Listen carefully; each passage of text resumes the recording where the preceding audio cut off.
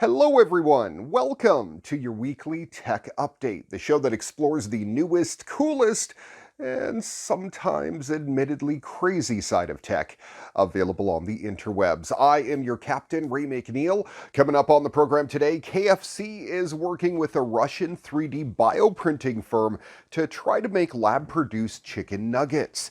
AI helps drone swarms navigate through crowded, unfamiliar spaces, and we'll wrap up the program with this week's Moment of Joy.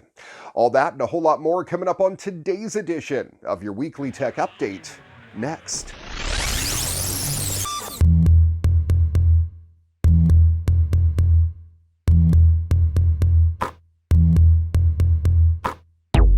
KFC is trying to create the world's first laboratory-produced chicken nuggets, part of its, quote, restaurant of the future concept that the company recently announced. The chicken restaurant chain will work with Russian company 3D Bioprinting Solutions to develop bioprinting technology that will print chicken meat using real chicken cells and plant materials. KFC plans to provide the bioprinting firm with ingredients like breading and spices to achieve the signature KFC taste, and will seek to replicate the taste and texture of genuine chicken. It's worth noting that the bioprinting process KFC describes uses animal material, so any nuggets it produced wouldn't be vegetarian. KFC does offer a vegetarian option at some of its restaurants. Last year, it became the first U.S. fast food restaurant chain to test out Beyond Meat's plant-based chicken products, which it plans to roll out to more of its locations this summer. Bioprinting nuggets would be more environmentally friendly to produce than standard chicken meat, KFC says, citing but not linking to a study by the American Environmental Science and Technology Journal. It says shows the benefits of growing meat from cells, including reductions in greenhouse gas emissions and energy consumption based on traditional farming methods.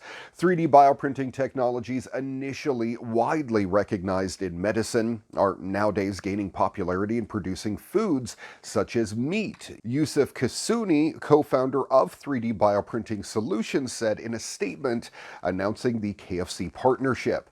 In the future, the rapid development of such technologies will allow us to make 3D printed meat products more accessible, and we're hoping that the technology created as a result of our cooperation with KFC will help accelerate the launch of cell-based meat products on the market. 3D bioprinting is a slow, laborious process. Although there have been some promising developments towards its use in medicine, researchers at the University of California, Berkeley, working on a process to bioprint human organs for transplantation, noted last year that biological materials tended to deteriorate before the process was completed. Their method called for freezing the biological material as it was being printed. Experts believe that there's still a long way to go before 3D bioprinting will be able to create functioning organs for transplant patients, however. The announcement didn't detail how the process it's testing in Russia differs from other 3D bioprinting efforts, but said there are no other methods available on the market that could allow the creation of such complex products from animal cells. KFC says its bioprinted nuggets will be available for final testing in Moscow this fall. AutoX, the autonomous vehicle startup backed by Alibaba, has been granted a permit in California to begin driverless testing on public roads in a limited area in San Jose. The permit will allow AutoX to test its autonomous vehicles without a human safety driver behind the wheel. This is the third company to receive a driverless testing permit. Waymo and Nuro also have driverless testing permits. Unlike the other two companies, however, AutoX's permit is limited to one vehicle and restricted to surface streets within a designated part of San Jose near its headquarters. The vehicle is approved to operate in fair weather conditions and light precipitation on streets with a speed limit of no more than 45 miles per hour. AutoX, which is developing a full self-driving stack, has had a permit to test autonomous vehicles with safety drivers since 2017. Currently, 62 companies have an active permit to test autonomous vehicles with safety drivers on California roads. To qualify for a driverless testing permit, however, the company has to show proof of insurance or a bond equal to $5 million. Verify that the vehicles are capable of operating without a driver, meet federal motor vehicle safety standards, or have an exemption from the National Highway Traffic Safety Administration. While AutoX has been operating robotaxi pilots in California and China, the company has said its real aim is to license its technology to companies that want to operate robotaxi fleets of their very own. It has been particularly active in China, although this driverless permit hints that the company might be ramping up its activities within the US as well. AutoX opened up an 80,000 square foot Shanghai robotaxi operations center back in April, following a 2019 agreement with municipal authorities to deploy 100 autonomous vehicles in the Jiading district. The vehicles in the fleet were assembled at a factory about 93 miles outside of Shanghai. The company has been operating a fleet of robotaxis in Shenzhen through a pilot program launched in 2019 with BYD. In January, AutoX partnered with Fiat Chrysler to roll out a fleet of robotaxis for China and other countries in Asia.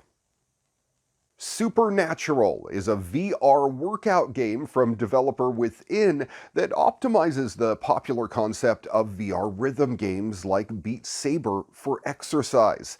It's available for the Oculus Quest. That's a cordless all-in-one VR device that currently costs $399 to $499 depending on the model. That's in US dollars. Although now it's largely sold out. If you do a pre-order, they are filling those orders pretty rapidly.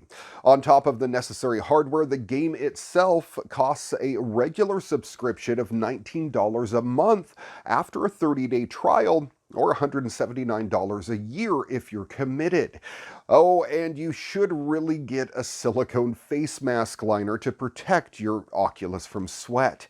Once in VR, the controllers in your hands transform into two batons, one black and one white. You slice through and knock away balloons with the batons of the corresponding color, very, very much like Beat Saber, sometimes following the trails of the balloons to make sweeping motions with your arms. Glowing triangles also hurtle towards you, which is a signal to squat or side lunge through them. You do this all in time to music, with the encouragement and occasional tips from a coach, while looking out over beautiful lagoons, mountainscapes, and other vistas all over the world. At the end, you get one score for the accuracy of your hits and another for your power. You're also drenched in sweat. Supernatural's biggest hurdle is its value proposition as a game in virtual reality. Not only are VR headsets far more mainstream, but Supernatural is also only available on the Oculus Quest, a device that's often sold out. Supernatural succeeds as a VR game that can deliver a cardio workout when you just wouldn't have the motivation otherwise, though. I'm too weary of how repetitive squatting and lunging can adversely affect someone long term to call it a great workout, but as a beautiful game with an exercise upside, it definitely can't be beat.